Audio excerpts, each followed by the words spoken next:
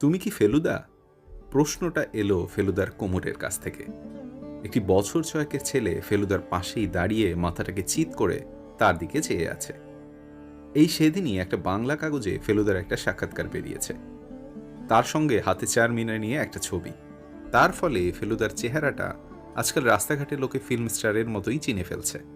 আমরা এসেছি park street আর রাসেল স্ট্রিটের মোড়ে খেলনা আর লাল মাছের দোকান হবি সেন্টারে। সিধু জ্যাঠার 70 বছরের জন্মদিনে তাকে একটা ভালো দাবার সেট উপহার দিতে চায় ফেলুদা। ছেলেটির মাথায় আলতো করে হাত রেখে ফেলুদা বলল, ঠিক ধরেছ তুমি। আমার পাখিটা কে নিয়েছে বলে দিতে পারো? বেশ একটা চ্যালেঞ্জের সুরে বলল ছেলেটি। ততক্ষণে ফেলুদারি বয়সী এক ভদ্রলোক ব্রাউন কাগজে মোড়া একটা লম্বা প্যাকেট নিয়ে আমাদের দিকে এগিয়ে এসেছেন। তার মুখে খুশির সঙ্গে একটা অপ্রস্তুত ভাব মেশানো। তোমার নিজের নামটাও বলে দাও ফেলুদাকে, বললেন ভদ্রলোক। অনিরুদ্ধ হালদার, গম্ভীর মেজাজে বলল ছেলেটা। ইনি আপনার ক্ষুদে ভক্তদের একজন, বললেন ভদ্রলোক। আপনার সব গল্প ওর মার কাছ থেকে শোনা। পাখির কথা কি বলছিল? ও কিছু না, ভদ্রলোক হালকা হেসে বললেন। পাখি পোষার শখ হয়েছিল, তাই ওকে একটা চন্দনা কিনে দিয়েছিলাম। যেদিন আসে সেদিনই কে খাঁচা থেকে পাখিটা বার করে নিয়ে যায়। খালি একটা পালক পড়ে আছে, বলল ফেলুদার ক্ষুদে ভক্ত। তাই বুঝি? রাত্রিরে ছিল পাখিটা, সকালবেলা নেই। রহস্য? তাই তো মনে হচ্ছে। তা অনিরুদ্ধ হালদার এই রহস্যের ব্যাপারে কিছু করতে পারেন না? আমি বুঝি গোয়েন্দা? আমি তো ক্লাস 2তে পড়ি। ছেলের বাবা আর বেশি দূর কথা এগোতে দিলেন না। চলো অনু, আমাদের আবার নিউ মার্কেটে যেতে হবে। তুমি বরং ফেলুদাকে একদিন আমাদের বাড়িতে আসতে বলো। ছেলে বাবার অনুরোধ চালান করে দিল। এবার ভদ্রলোক একটা কার্ড বের করে ফেলুদার হাতে দিয়ে বললেন, আমার নাম অমিতাভ হালদার। ফেলুদা কার্ডটায় একবার চোখ বুলিয়ে বলল, বারাসতে থাকেন দেখছি। আপনি হয়তো আমার বাবার নাম শুনে থাকতে পারেন, পার্বতীচরণ হালদার। হ্যাঁ হ্যাঁ, ওর লেখাটাকেও তো পড়েছি। ওরই সব নানা রকম জিনিসের কালেকশন আছে না? ওটা বাবার নেশা। ব্যারিস্টারি ছেড়ে এখন ও সবই করেন। সারা পৃথিবী ঘুরেছেন ওই সবের পিছনে। আপনার তো অনেক ব্যাপারে আছে, আমার মনে হয় আপনি দেখলে আনন্দ পাবেন। আদিকালের গ্রামোফোন, মুঘল আমলের দাবা বড়ে, ওয়ারেন হেস্টিংসের নস্যির কৌটো, নেপোলিয়নের চিঠি। তাছাড়া আমাদের বাড়িটাও খুব ইন্টারেস্টিং, 150 বছরের পুরনো। একদিন যদি ফ্রি থাকেন একটা ফোন করে দিলে, রোববার টোববার। আমি বরং একটা ফোন করব। ডাইরেক্টরিতে তো আপনার আগে, হ্যাঁ, আমার নামেই আছে, এই যে। ফেলুদাও তার একটা কার্ড ভদ্রলোককে দিয়ে দিল। কথা হয়ে গেল আমরা এই মাসেই একদিন বারাসত গিয়ে হাজির হব। লালমোহনবাবুর গাড়ি আছে, যাবার কোনো অসুবিধে নেই। এখানে বলে রাখি, লালমোহনবাবু বহাল তবিয়তে এবং খোশ মেজাজে আছেন, কারণ এই পুজোয় জটায়ুর জায়ান্ট অমনিবাস বেরিয়েছে। তাতে বাছাই করা 10টা সেরা রহস্য রোমাঞ্চ উপন্যাস। দাম 25 টাকা, এবং লালমোহনবাবুর ভাষায় সেলিং লাইক হট কচুরিজ। সন্ধেবেলা ফেলুদার মুখ শুকনো দেখে জিজ্ঞেস করলাম, কি ব্যাপার? ও বলল, খুদে মক্কলের আর্জিটা মাথায় ঘুরছে রে। সেই চন্দনার ব্যাপারটা। খাঁচা থেকে পাখি চুরি যায় শুনেছিস কখনো? তা শুনিনি, সেটা স্বীকার করতেই হলো। তুমি কি এর মধ্যেও রহস্যের গন্ধ পাচ্ছ নাকি? ব্যাপারটা ঠিক দৈনন্দিন ঘটনার মধ্যে পড়ে না। চন্দনা তো আর বার্ড অফ প্যারাডাইজ নয়। যদি না কারো নেগলিজেন্সে খাঁচার দরজাটা বন্ধ করতে ভুল হয়ে গিয়ে থাকে, কিন্তু সেটা তো আর জানবার কোনো উপায় নেই। তা থাকবে না কেন? ওখানে গিয়ে জিজ্ঞেস করলেই জানা যায়। আসলে বুঝতে পারছি এ ব্যাপারটা ও বাড়ির কেউ সিরিয়াসলি নেয়নি। ঘটনাটা যে অস্বাভাবিক সেটা কারুর মাথায় ঢোকেনি, অথচ ছেলের মনটা যে খচখচ করছে সেটা বুঝতে পারছি। না হলে আমায় দেখে ও কথাটা বলতো না। অন্তত একবার যদি গিয়ে দেখা যেত। তা ভদ্রলোক তো বললেনই যেতে। হ্যাঁ, কিন্তু সেটাও হয়তো আমাকে সামনাসামনি দেখলেন বলে। বাড়ি ফিরে সে কথা আর মনে নাও থাকতে পারে। ছোট ছেলের অনুরোধ বলেই মনে হচ্ছে সেটাকে একেবারে এড়িয়ে যাওয়া ঠিক নয়। ক্রিসমাসের যখন আর 5 দিন বাকি, তখনই এক শনিবারের সকালে এসে গেল অমিতাভবাবুর ফোন। আমি কলটা ফেলুদার ঘরে ট্রান্সফার করে বসবার ঘরের মেইন টেলিফোনে কান লাগিয়ে শুনলাম। মিস্টার মিত্তির, বলুন কি খবর? আমার ছেলে তো মাথা খেয়ে ফেললো। কবে আসছেন? পাখির কোনো সন্ধান পেলেন? না, সে আর পাওয়া যাবে না। ভয় হয় আপনার ছেলে যদি ধরে বসে থাকে তার পাখি উদ্ধার করে দেব, তখন সেটা না পাওয়া গেলে তো বেজ্জতির ব্যাপার হবে। সে নিয়ে আপনি চিন্তা করবেন না। ছেলেকে খানিকটা সময় দিলেই সে খুশি হয়ে যাবে। আসলে আমার বাবার সঙ্গে আপনার একবার আলাপ করিয়ে দিতে চাই। আজ তো আমার ছুটি, আপনি কি করছেন? তেমন কিছুই না, আজ 10টা নাগাদ হলে হবে? নিশ্চয়ই। শনি রবি দুদিনই আমাদের বাড়িতে সকাল 9টায় লালমোহনবাবুর আসাটা একেবারে 100% শিওর। ঘড়ির কাঁটায় কাঁটায় আসাটা কলকাতা শহরে আজকাল আর সম্ভব নয়, তবে 10 মিনিট এদিক ওদিকের বেশি হয় না কোনো দিনই। আজও হলো না। ঠিক 9টা বেজে 5 মিনিটে ঘরে ঢুকে ধপ করে সোফায় বসে পড়ে বললেন, কালি কলম মন লেখে 3 জন। মশাই, পুজোর লেখার ধকলের পর শীতকালটা এলে লেখার চিন্তাটা 1000 মাইলস দূরে চলে যায়। কালি কলম খাতার দিকে আর চাইতে ইচ্ছা করে না। লালমোহনবাবু ইদানিং প্রবাদ নিয়ে ভীষণ মেতে উঠেছেন। 350 প্রবাদ নাকি উনি মুখস্থ করেছেন। লেখার ফাঁকে ফাঁকে লাকসই প্রবাদ গুজে দিতে পারলে সাহিত্যের রস নাকি ঘনীভূত হয়। তিনি অবশ্যই শুধু লেখায় নয়, কথাতেও যখন তখন প্রবাদ লাগাচ্ছেন। আজ ভদ্রলোকের পরনে ছাই রঙের টেরিলিনের প্যান্ট আর সবুজ সোয়েটার, আর হাতে এক চাঙাড়ি কচুরি। কচুরির কারণ আর কিছুই না, হট কচুরির আজকাল আর তেমন ডিমান্ড আছে কিনা ফেলুদার এই প্রশ্নের উত্তরে লালমোহনবাবু বলেন, মশাই, বকবাজারের মোহন ময়রার দোকানে কচুরির জন্য কিউ দেখলে মনে হবে সেখানে কোনো বোম্বাই মার্কা হিন্দি হিট ছবি চলছে। আপনাকে খাওয়ালে বুঝবেন উপমাটা কত অ্যাপ্রোপ্রিয়েট। সঙ্গে এক ফ্লাস্ক জল আর কচুরির চাঙাড়িটা নিয়ে আমরা বেরিয়ে পড়লাম। লালমোহনবাবু পার্বতী হালদারের নাম শোনেননি, তবে নেপোলিয়নের চিঠি শুনে ভয়ানক ইমপ্রেসড হলেন। বললেন, স্কুলে থাকতে ওর হিরো নাকি ছিলেন নেপোলিয়ন, গ্রেট ম্যান বোনাপার্টি। কথাটা বাড়তি নিয়ে চাপা গলায় বললেন যাবার পথে। ভিআইপি রোডের আগে স্পিড তুলতে পারলেন না লালমোহনবাবুর ড্রাইভার হরিপদ বাবু। বারাসতে যখন পৌঁছলাম তখন প্রায় 10:30। অমিতাভ বাবুদের বাড়িটা মেইন রোডের উপরেই, তবে গাছপালায় ঘেরা বলে আসল বাড়িটা রাস্তা থেকে চোখে পড়ে না।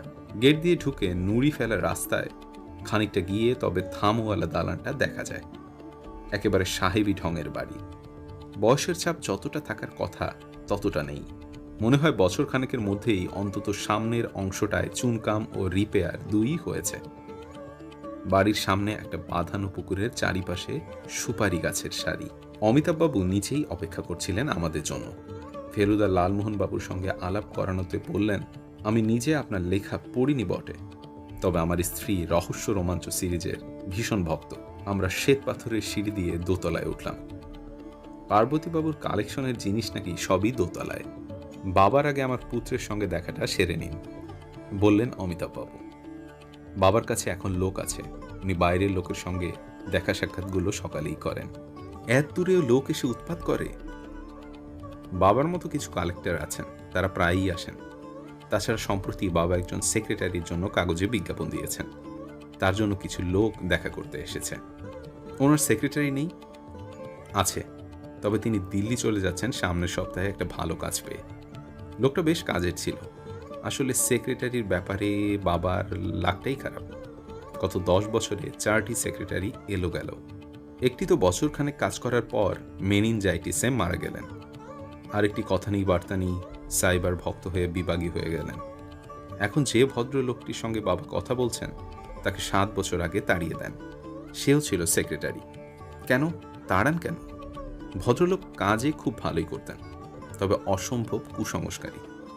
বাবা সেটা একেবারে সহ্য করতে পারতেন না। একবার ইজিপ্ট থেকে একটা জেড পাথরের মূর্তি আনার পর কলকাতায় এসে বাবার অসুখ করে। সাধনবাবু বাবাকে সিরিয়াসলি বলেন যে মূর্তিটি যে দেবীর, তার অভিশাপ পড়েছে বাবার ওপর। এই এক কথাতেই বাবা তাকে একরকম ঘাট ধরে বার করে দেন। এই সাধনবাবু যদি আবার এসে থাকেন তাহলে তাকে খুবই অপটিমিস্টিক বলতে হবে এবং আপনার বাবাকে অত্যন্ত ক্ষমাশীল বলতে হয়। আসলে লোকটাকে তাড়িয়ে দেবার পর বাবার একটু অনুশোচনা হয়েছিল, কারণ ভদ্রলোকের অবস্থা মোটেই ভালো ছিল না, আর বাবা ওকে সার্টিফিকেটও দেননি। বাড়িটা বাইরে থেকে বিলিতি ধাঁচের হলেও ভিতরটা বাংলা জমিদারি বাড়ির মতোই। মাঝখানের নাট মন্দিরকে ঘিরে দোতলার বারান্দার এক পাশে সারি সারি ঘর, বৈঠকখানা আর পার্বতী চরণের স্টাডি বা কাজের ঘর সামনের দিকে, আর ভিতর দিকে সব শোবার ঘর। ফেলুদার খুদে মক্কেল বারান্দায় তার ঘরের সামনেই দাঁড়িয়েছিল। আমরা সেই দিকে এগিয়ে যাব এমন সময় জুতোর শব্দ শুনে বৈঠকখানার দিকে চেয়ে দেখি নীল কোট পরা, হাতে ব্রিফকেসওয়ালা একজন লোক গটগটিয়ে ঘরটা পেরিয়ে সিঁড়ির দিকে চলে গেল। অমিতাভবাবু বললেন, এই সেই প্রাক্তন সেক্রেটারি সাধনবাবু। ভদ্রলোককে খুব প্রসন্ন বলে মনে হলো না। এই যে আমার পাখির খাঁচা। ফেলুদা তার সামনে গিয়ে দাঁড়াতেই বলল অনিরুদ্ধ, আমি তো সেটা দেখতেই এলাম। খাঁচাটা একটা হুক থেকে ঝুলছে বারান্দার রেলিংয়ের ওপরে। ঝকঝকে ভাবটা দেখে বোঝা যায় খাঁচাটাও কেনা হয়েছিল পাখির সঙ্গেই। ফেলুদা সেটার দিকে এগিয়ে গেল। দরজাটা এখনো খোলাই রয়েছে। আপনার বাড়ির কোনো চাকরের পাখিতে অ্যালার্জি আছে বলে জানেন? অমিতাভবাবু হেসে উঠলেন। সেটা ভাববার তো কোনো কারণ দেখি না। আমাদের বাড়ির কোনো চাকরি 20 বছরের কম পুরনো নয়। তাছাড়া এককালে এ বাড়িতে একসঙ্গে দুটো গ্রে প্যারট ছিল। বাবা নিজেই এনেছিলেন। অনেক দিন ছিল, তারপর মারা যায়। এই ব্যাপারটা লক্ষ্য করেছেন কি? ফেলুদা বেশ কিছুক্ষণ হাত দিয়ে খাঁচাটাকে নেড়ে চেড়ে প্রশ্নটা করল। অমিতাভবাবুর সঙ্গে আমরা দুজনে এগিয়ে গেলাম। ফেলুদা খাঁচার দরজাটার একটা অংশে আঙুল দিয়ে দেখালো। ছোট্ট একটা লালের ছোপ বলে মনে হচ্ছে, বললেন অমিতাভবাবু। তার মানে কি? যা ভাবছেন তাই, ব্লাড। চন্দনা মার্ডার, বলে উঠলেন লালমোহনবাবু। ফেলুদা খাঁচার দরজাটা বন্ধ করে দিয়ে বলল, পাখির রক্ত না মানুষের রক্ত সেটা কেমিক্যাল অ্যানালাইসিস না করে বোঝা যাবে না। তবে একটা স্ট্রাগল হয়েছে, তাতে কোনো সন্দেহ নেই। অবশ্যই সেটা তেমন অস্বাভাবিক কিছু নয়। এটা বোঝাই যাচ্ছে যে খাঁচার দরজা খোলা রাখার জন্য পাখি পালায়নি। দরজা খুলে পাখিটাকে বার করে নেওয়া হয়েছে। আপনারা কোত্থেকে কিনেছিলেন পাখিটা? নিউ মার্কেট, বলে উঠল অনিরুদ্ধ। অমিতাভবাবু বললেন, নিউ মার্কেটের 3 বাবুর পাখির দোকান খুব পুরনো দোকান। আমাদের জানাশোনা অনেকেই ওখান থেকে পাখি কিনেছে। অনিরুদ্ধর ইচ্ছা ছিল তার নতুন কেনা খেলনাগুলো আমাদের দেখায়, বিশেষ করে মেশিন গানটা। কিন্তু অমিতাভবাবু বললেন, এরা আবার তোমার কাছে আসবেন, তখন তোমার খেলনা দেখবেন, তোমার মার সঙ্গে আলাপ করবেন, চা খাবেন, সব হবে। আগে দাদুর সঙ্গে আলাপ করিয়ে দিই, কেমন? আমরা পার্বতীবাবুর স্টাডির উদ্দেশ্যে রওনা দিলাম, কিন্তু দাদুর সঙ্গে আর আলাপ হলো না। লালমোহনবাবু পরে বলেছিলেন, এক একটা ঘটনার শকের এফেক্ট নাকি সারা জীবন থাকে। এটা সেই রকম একটা ঘটনা। বৈঠকখানায় ঢুকেই বুঝেছিলাম চারদিকে দেখবার জিনিস কিচকিচ করছে। সেসব দেখার সময় ঢের আছে মনে করে আমরা এগিয়ে গেলাম ঘরের দক্ষিণ পশ্চিম কোণে পর্দা দেওয়া স্টাডির দরজার দিকে। আসুন, বলে অমিতাভবাবু গিয়ে ঢুকলেন ঘরের মধ্যে। আর ঢোকা মাত্র এক অস্ফুট চিৎকার দিয়ে উঠলেন, বাবা! ফেলুদার অমিতাভবাবুকে দুহাত দিয়ে ধরতে হলো, কারণ ভদ্রলোক প্রায় পড়েই যাচ্ছিলেন। ততক্ষণে আমরা দুজনেও ঘরে ঢুকছি। বিরাট মেহগনি টেবিলের পিছনে একটা রিভলভিং চেয়ারে বসে আছেন পার্বতীচরণ হালদার। তার মাথাটা চিত, দুটো পাথরের মতো চোখ চেয়ে আছে সিলিংয়ের দিকে। হাত দুটো ঝুলে রয়েছে চেয়ারের দুটো হাতলের পাশে। ফেলুদা এক দৌড়ে চলে গেল ভদ্রলোকের পাশে। নারীটা দেখার জন্য হাতটা বাড়িয়ে আমাদের দিকে ফিরে বলল, তোরা দৌড়ে গিয়ে ওই সাধন লোকটাকে আটকা, দারোয়ানকে বল দরকার হলে বাইরে রাস্তায় দেখ। আমার সঙ্গে সঙ্গে লালমোহনবাবুও ছুট দিলেন। মন বলছিল 10 মিনিট চলে গেছে, সে লোককে আর পাওয়া যাবে না, বিশেষ করে যদি সে খুন করে থাকে। সিঁড়ি দিয়ে নামবার সময় এক ভদ্রলোকের সঙ্গে প্রায় কলিশন হয়েছিল। পরে জেনেছিলাম উনি পার্বতীচরণের বর্তমান সেক্রেটারি ঋষিকেশ বাবু। দুজন অচেনা লোককে এইভাবে তড়িঘড়ি নামতে দেখে তিনি কি ভাবলেন সেটা আর তখন ভাবার সময় ছিল না। বাইরে কেউ নেই, রাস্তায়ও না, কারোর থাকার কথাও নয়।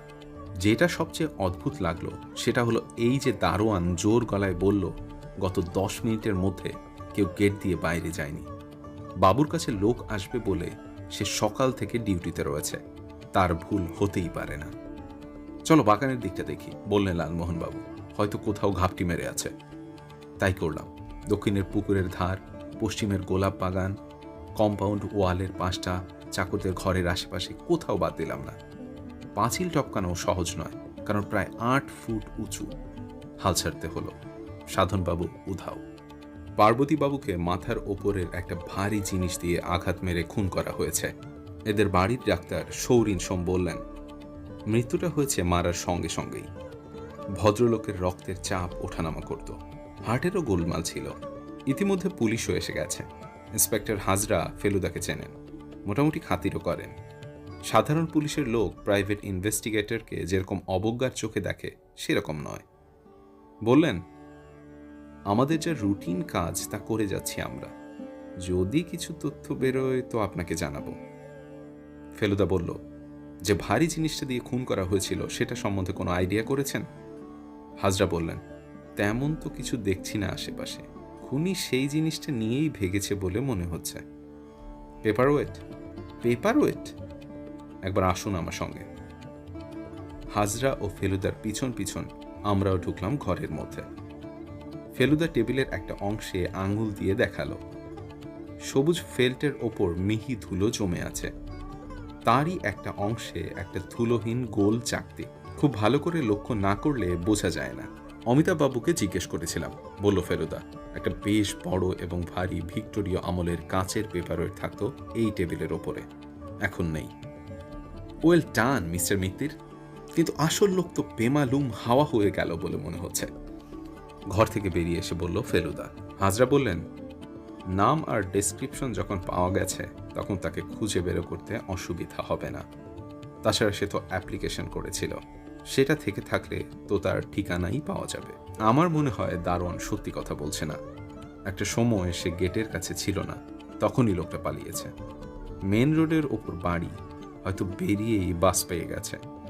অবশ্যই সে ছাড়াও তো আরও লোক এসেছিল সকালে। শান্তনবাবু আসার ঠিক আগেই আরেকজন ভদ্রলোক এসেছিলেন, খুন তিনিও করে থাকতে পারেন। কিন্তু পার্বতীবাবুকে মৃত দেখলে সাধনবাবু আর থাকবেন কেন? আপনি তো দেখেছেন ঘরটা, ও তো কিউরিওর দোকান মশাই। একজন লোক যদি অসৎ হয় ও ঘরে ঢুকে মালিক মৃত দেখলে তো তার পোয়া বারো। আপনি দেখলে বুঝতে পারবেন কোনো জিনিস গেছে নাকি। ফেলুদা প্রশ্নটা করল বর্তমান সেক্রেটারি ঋষিকেশ দত্তকে। ভদ্রলোক 10টা ঠিক আগে বেরিয়েছিলেন পোস্ট অফিসে দুটো জরুরি বিদেশি টেলিগ্রাম করতে। ফেরার পরেই আমাদের সঙ্গে সিঁড়িতে দেখা হয়। তা হয়তো পারতে পারি, বললেন ঋষিকেশ বাবু। বাইরের যা জিনিস তা মোটামুটি সবই আমার জানা। ভিতরে আলমারিবন্দি জিনিসেরও একটা তালিকা একবার আমাকে দিয়ে করিয়েছিলেন মিস্টার হালদার। তার কিছু জিনিস বোধহয় আজ পেস্টনজিনকে দেখাবার জন্য বার করেছিলেন। পেস্টনজি আসেন 9:30টায়। এই পেস্টনজির সঙ্গে কি আগেই আলাপ ছিল পার্বতী বাবুর? খুব, প্রায় 10 বছরের আলাপ। মাসে অন্তত 2বার করে আসতেন। উনিও একজন কালেক্টর। মিস্টার হালদারের সংগ্রহে একটা চিঠি ছিল, সেটা দেখতেই ভদ্রলোক আসেন। এটা কি সেই নেপোলিয়নের চিঠি? হ্যাঁ। সেটাকে মিস্টার হালদার বিক্রি করার কথা ভাবছিলেন? মোটেই না। পেস্টনজির খুব লোভ ছিল ওটার ওপর। তিনি মোটা টাকা অফার করবেন আর মিস্টার হালদার রিফিউজ করবেন। তাতে পেস্টনজির মুখের ভাবটা কেমন হবে সেটা দেখি মিস্টার হালদারের আনন্দ। এ ব্যাপারে ওর একটা জিদও ছিল। এই চিঠিটা কেনার জন্য একবার এক আমেরিকান দাম চড়াতে চড়াতে $20,000 উঠেছিল। মিস্টার হালদার ক্রমাগত মাথা নেড়ে গেলেন। সাহেবের মুখ লাল, শেষ পর্যন্ত মুখ খারাপ করতে আরম্ভ করলো, আর সমস্ত ব্যাপারটা বসে বসে উপভোগ করলেন মিস্টার হালদার। আজও পেস্টনজি গলা চড়াতে শুরু করেছিলেন, সেটা আমি বাইরে থেকেই বুঝতে পারছিলাম। কিসের মধ্যে থাকতো জিনিসটা? একটা অ্যাল ক্যাথিনের খামে। তাহলে বোধহয় যায়নি চিঠিটা, কারণ খামটা টেবিলের ওপরই রয়েছে, আর তার মধ্যে একটা সাদা ভাঁজ করা কাগজও দেখলাম। না গেলেই ভালো, ও চিঠির মর্ম সকলে বুঝবে না। চুরি হয়েছে কিনা সেটা এখন জানা যাবে না, কারণ পুলিশ ও ঘরে কাজ করছে। তাছাড়া পুলিশের ডাক্তার এইমাত্র এসেছে, তিনি লাশ পরীক্ষা করছেন। ঋষিকেশ বাবু বললেন, আশ্চর্য, সে সময় সাধনবাবু গেলেন প্রায় সে সময়ই আমি ফিরেছি, অথচ লোকটার সঙ্গে দেখা হলো না। আপনি বেরিয়েছেন কটায়? ফেলুদা জিজ্ঞেস করল। ঠিক 10:05। এখান থেকে 5 মিনিট লাগে পোস্ট অফিস যেতে। খোলার সঙ্গে সঙ্গে টেলিগ্রামগুলো দিতে চেয়েছিলাম। সে তো 5 মিনিটের কাজ, তাহলে ফিরতে এত দেরি হলো কেন? ঋষিকেশ বাবু মাথা নাড়ালেন। আর বলবেন না মশাই, ঘড়ির ব্যান্ডের খোঁজ করছিলুম স্টেশনারি দোকানগুলোতে। দেখছেন না ডান হাতে ঘড়ি পরেছি, ব্যান্ডোটা ঢিলে হয়ে গেছে। বা কবজি আমার ডান কবজির চেয়ে প্রায় 1/2 ইঞ্চি সরু। ব্যান্ডো ঢলঢল করে। কোনো লাভ হলো না, সেই নিউ মার্কেট ছাড়া গতি নেই।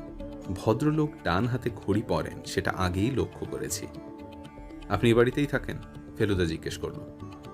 অমিতাভবাবু ভিতরে সামলাচ্ছেন, তাছাড়া উনি নিজেও বেশ ভেঙে পড়েছেন। তাই ফেলুদা ঋষিকেশ বাবুর কাছ থেকে যা তথ্য পাওয়া যায় বার করে নিচ্ছে। হ্যাঁ, এ বাড়িতেই, বললেন ঋষিকেশ বাবু, একতলায়। ফ্যামিলি ট্যামিলি নেই, তাই মিস্টার হালদার বললেন এখানেই থাকতে। ঘরের তো অভাব নেই। সাধনবাবু শুনেছি এ বাড়িতেই থাকতেন। এ কাজ তো ছেড়ে চলে যাচ্ছিলেন আপনি, ভালো লাগছিল না বুঝি? প্রাণ হাঁপিয়ে উঠছিল মশাই। তাছাড়া উন্নতির সুযোগ আজকের দিনে কে ছাড়ে বলুন? মিস্টার হালদার অবশ্যই এমপ্লয়ার হিসেবে ভালোই ছিলেন, তার বিরুদ্ধে কিছু বলার নেই আমার। আরেকজন ভদ্রলোকের সঙ্গে এর মধ্যে আলাপ হয়েছে, যদিও কথা হয়নি। তিনি হলেন অমিতাভবাবুর ছোট ভাই অচিন্ত্যবাবু। ভদ্রলোক বাড়িতেই ছিলেন, তাই বোধহয় পুলিশ এখন তাকে জেরা করছে। ফেলুদা ঋষিকেশ বাবুকেই জিজ্ঞেস করলেন ছোট ভাইয়ের কথা। অচিন্ত্যবাবু কি করেন? থিয়েটার। থিয়েটার? আমরা তিনজনেই অবাক। পেশাদারি থিয়েটার, মানে থিয়েটার করেই ওর রোজগার। ঋষিকেশ বাবুকে উত্তরটা দিতে যেন বেশ একটু ভাবতে হলো। বললেন, এসব ভেতরের ব্যাপার, আর সত্যি আমার পক্ষে বলাটা বোধহয় খুব শোভা পায় না। এ ফ্যামিলিতে থিয়েটার করাটা বেমানান, তাতে সন্দেহ নেই। তবে আমার একটা সন্দেহ হয়েছে যে অচিন্ত্যবাবুর মনে একটা বড় রকমের অভিমান ছিল। 4 ভাইয়ের মধ্যে উনি একমাত্র বিলেত যাননি পড়াশুনো করতে। আসলে বড় ফ্যামিলিতে ছোট ভাই অনেক সময় একটু নেগলেক্টেড হয়। ওনার ক্ষেত্রে মনে হয় সেটাই হয়েছে। আমার সঙ্গে মাঝে মধ্যে কথাবার্তা থেকেও সেটাই মনে হয়েছে। চাকরি একটা করিয়ে দিয়েছিলেন মিস্টার হালদারি, কিন্তু অচিন্ত্যবাবু সেটা ছেড়ে দেন। থিয়েটারের শখটা বোধহয় এমনিতেই ছিল। বারাসতে একটা ড্রামাটিক ক্লাব নিয়ে খুব মেতে ওঠেন, কিন্তু তাতে মন ভরে না। এখন নবরঞ্চ মঞ্চে ঘোরাঘুরি করছেন, 2-একটা হিরোর পার্টও নাকি করছেন। কালও দেখছিলাম পার্ট মুখস্থ করছেন। এবারে ইন্সপেক্টর হাজরা এগিয়ে এলেন আমাদের দিকে। অচিন্ত্যবাবুর জেরা শেষ, তিনি গোমড়া মুখে ঘর থেকে বেরিয়ে গেলেন। হাজরা বললেন, খুনটা হয়েছে 10টা থেকে 10:30টার মধ্যে। পেস্টনজি ছিলেন 9:30 থেকে 10টার কিছু পর অবধি। সাধন দস্তিদার এসেছেন 10:15টায়, গেছেন 10:30টায়। ছোট ছেলের ঘর থেকে বাইরের বারান্দা দিয়ে সোজা বাপের ঘরে যাওয়া যায়। বাড়ির ভেতরের লোক দেখতে পাবে না। 10:05 থেকে 10:15টার মধ্যে অচিন্ত্যবাবু বাপের ঘরে এসে থাকতে পারেন। উনি বলছেন সারা সকাল পাঠ মুখস্থ করেছেন। কেবল 10:30 নাগাদ একবার ভাইপো অনিরুদ্ধ ডাক পেয়ে তার কাছে যান, তার খেলার মেশিন গানটা দেখতে। তখনও তিনি বাপের মৃত্যু সংবাদ পাননি। যাই হোক, মোটামুটি 3 জনেরই মোটিভ ছিল। ছেলের সঙ্গে বাপের বনতো না। পেস্টনজি ছিলেন মিস্টার হালদারের রাইভাল, আর সাধন দস্তিদারের ছিল পুরনো আক্রোশ। এই হলো ব্যাপার। এবার আপনি এসে একটু দেখে বলুন তো কিছু চুরি গেছে কিনা। শেষ অনুরোধটা করা হলো ঋষিকেশ বাবুকে। ভদ্রলোক এগিয়ে এলেন স্টাডির দিকে, আমরা তার পিছনে। ঘরটায় ঢুকে ঋষিকেশ বাবু একবার চারদিকে চোখ বুলিয়ে নিলেন। মেকানিক্যাল জিনিসে পার্বতী বাবুর খুব শখ ছিল, কারণ বৈঠকখানায় দেখেছি একটা প্রথম যুগের সিলিন্ডার গ্রামোফোন, আর এ ঘরে দেখছি একটা আদ্যিকালের ম্যাজিক ল্যান্টার্ন। তাছাড়া ছোট ছোট মূর্তি, পাত্র, দোয়াত, কলম, পিস্তল, পুরনো ছবি, ম্যাপ, বই এসব তো আছেই। বাইরের জিনিসপত্র দেখে চাবি দিয়ে আলমারি, বাক্স, দেরাজ ইত্যাদি খুলে দেখে অবশেষে ঋষিকেশ বাবু জানালেন যে কোনো জিনিস গেছে বলে তো মনে হচ্ছে না। ফেলুদা বলল, আপনি অ্যালকেথিনের খামটা একবার দেখলেন না? ওতে তো চিঠিটা রয়েছে বলেই মনে হচ্ছে, তবু একবার দেখে নেওয়া উচিত। ঋষিকেশ বাবুকে খামটা খুলে ভেতরের কাগজটা টেনে বার করতে হলো। কাগজের রংটা দেখেই আমার সন্দেহ হয়েছিল, পুরনো কাগজ কি এত সাদা হয়? ভাঁজ করা কাগজটা খুলে ফেলেই ভদ্রলোক চেঁচিয়ে উঠলেন, এ কি, এ তো প্যাড থেকে ছেঁড়া হালদার মশাইয়ের নিজের চিঠির কাগজ, অর্থাৎ নেপোলিয়নের চিঠি উধাও। আরও আধ ঘন্টা ছিলাম আমরা হালদার বাড়িতে। সেই সময়টা ফেলুদা বাড়ির কম্পাউন্ডটা ঘুরে দেখল। বাগানটা দেখা শেষ করে কম্পাউন্ড ওয়ালের কোনো অংশ নিচু বা ভাঙা আছে কিনা দেখে আমরা পুকুরের কাছে এলাম। ফেলুদার দৃষ্টি মাটির দিকে। জানি ও পায়ের ছাপ খুঁজছে। শুকনো মাটি, পায়ের ছাপের সম্ভাবনা কম, তবে পুকুরের পূর্ব পাড়ে একটা অংশ ফেলুদার দৃষ্টি আকর্ষণ করায় সে থেমে গেল। একটা ছোট্ট বুনো ফুলের গাছ যেন কিসের চাপে পিষে গেছে, আর সেটা হয়েছে কিছুক্ষণ আগেই। ফেলুদা ফুলের আশপাশটা দেখে পুকুরের দিকে চেয়ে কিছুক্ষণ চুপ করে দাঁড়িয়ে রইল। এ পুকুর ব্যবহার হয় না, তাই জলটা পানার আবরণে ঢেকে গেছে। আমরা যেখানটা দাঁড়িয়ে আছি সেখান থেকে হাত 5 দূরে বেশ খানিকটা জায়গা জুড়ে পানা সরে গিয়ে জল বেরিয়ে পড়েছে। কিছু ফেলা হয়েছে কি জলের মধ্যে, তাই তো মনে হয়। কিন্তু ফেলুদা এ নিয়ে কোনো মন্তব্য করল না। যা দেখবার ও দেখে নিয়েছে। বাড়ি ফেরার সময় লালমোহনবাবু হঠাৎ বললেন, বাগানে একটা চন্দনা দেখলুম বলে মনে হলো। একটা পেয়ারা গাছ থেকে উড়ে একটা সজনে গাছে গিয়ে বসল। সেটা আমাদের বললেন না কেন? ধমকের সুরে বলল ফেলুদা। কি জানি, যদি বেরিয়ে যায় টিয়া। দুটো পাখি এত কাছাকাছি, তবে এ পাখিটা কথা বলে। আপনি শুনলেন কথা? শুনলাম বই কি। আপনারা তখন বাগানের উল্টো দিকে। আমি আরেকটু হলেই একটা তেঁতুলে বিছের ওপর পা ফেলেছি। এমন সময় শুনলাম, বাবু সাবধান। আর মুখ তুলে দেখি পাখি। পাখি বলল বাবু সাবধান। তাই তো স্পষ্ট শুনলাম। আপনারা বিশ্বাস করবেন না বলেই বলিনি। বিশ্বাস করাটা সত্যিই কঠিন, তাই কথা আর এগুলো না। তবে এটা ঠিক যে এরকম একটা খুন আর এরকম চুরির পরেও ফেলুদার মন থেকে চন্দনার ব্যাপারটা যাচ্ছে না। খুনের দুদিন পর সোমবার সকালে চা খাওয়ার পর ফেলুদার কথায় সেটা বুঝতে পারলাম। ও বলল, পার্বতীবাবুর খুন আর নেপোলিয়নের চিঠি চুরি, এ দুটো ঘটনাই গতানুগতিক, কিন্তু আমাকে একেবারে বোকা বানিয়ে দিয়েছে এই পাখি চুরির ব্যাপারটা। আপনারা শুনছেন নেপোলিয়নের চিঠি। গতকাল অমিতাভবাবু ফোন করেছিলেন। ফেলুদা জানিয়ে দিয়েছে যে নেহাত দরকার না পড়লে এই অবস্থায় ও আর তাদের বিরক্ত করবে না, বিশেষ করে পুলিশ যখন তদন্ত চালাচ্ছেই। লালমোহনবাবু বলেছেন সোমবার হলেও আজ একবার আসবেন, কারণ কি ডেভেলপমেন্ট হচ্ছে না হচ্ছে সেটা জানার ওর বিশেষ আগ্রহ। আমি বললাম, পাখির খাঁচার গায়ে রক্তটা পাখির না মানুষের সেটা তো এখনো জানা গেল না। ওটা যে মানুষের সেটা অ্যানালাইসিস না করেই বলা যায়, বলল ফেলুদা। কেউ যদি পাখিকে খাঁচা থেকে বার করতে যায় তাহলে সেটা সাবধানেই করবে, কিন্তু পাখি ছটফট করতে পারে, খামচাতে পারে, ঠোকরাতে পারে।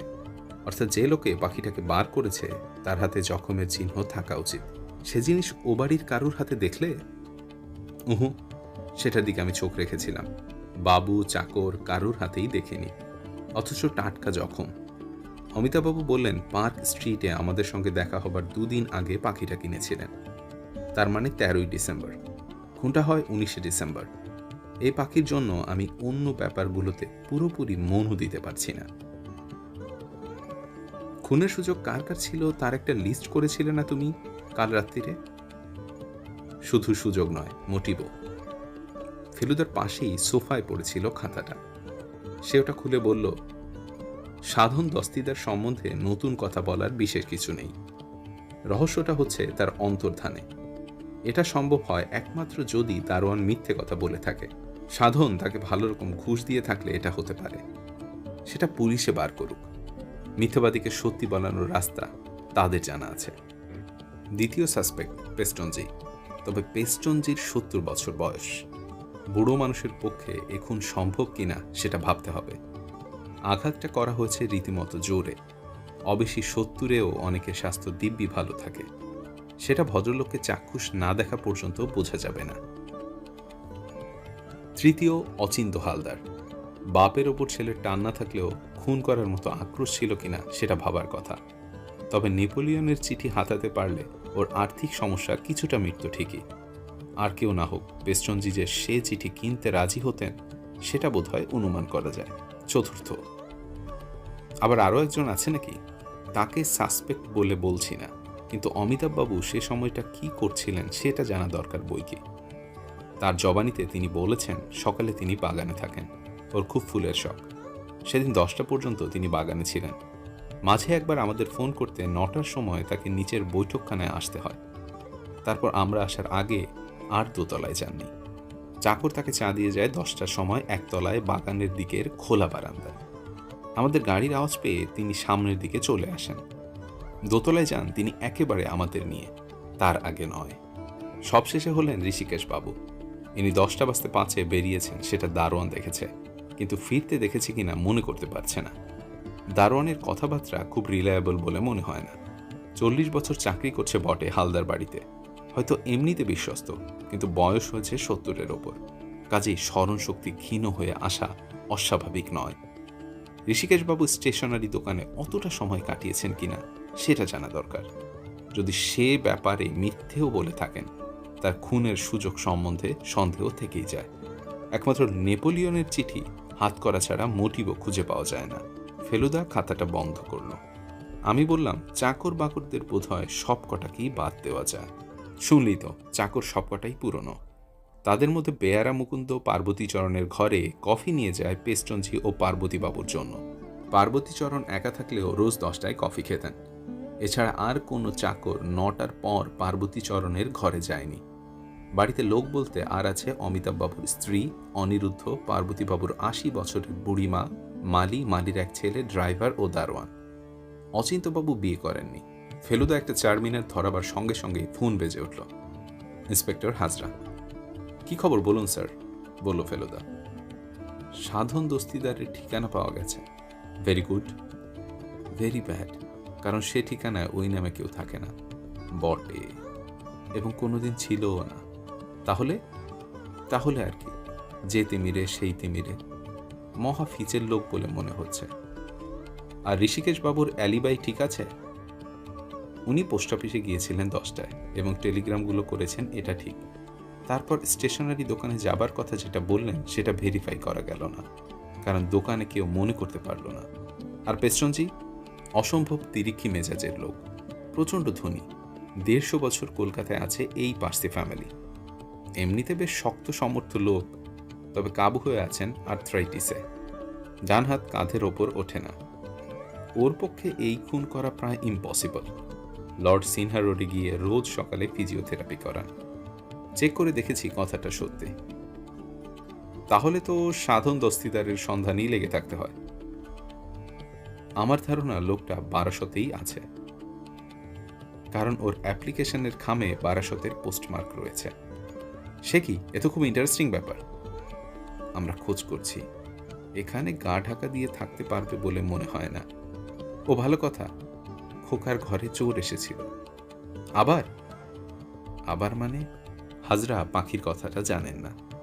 ফেলুদা সেটা চেপে গিয়ে বলল, না, বলছিলাম একটা চুরি তো হলো বাড়িতে, আবার চোর। যাই হোক, কিছু নেয়নি।